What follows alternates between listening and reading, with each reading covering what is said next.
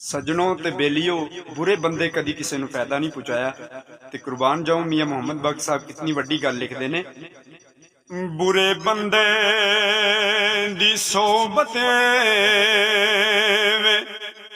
जिवें दरखत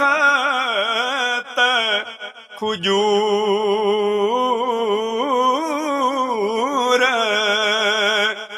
धुप लगे ते छां नहीं देंदा, भुख लगे फल दूर,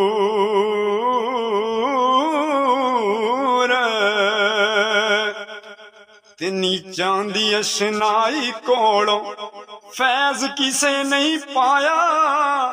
अंगूर चढ़ा के की करते असां हर गुच्छा अजमाया।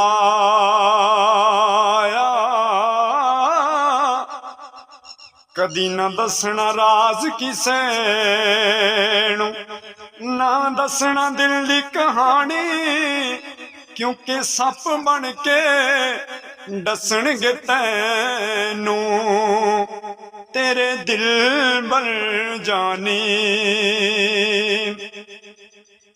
दुनिया डाडी असीं माड़े डर दे उफ नहीं कहंदे, टुर गए ने महबूब जिन्हां दे, फिर ओ रोंदे तक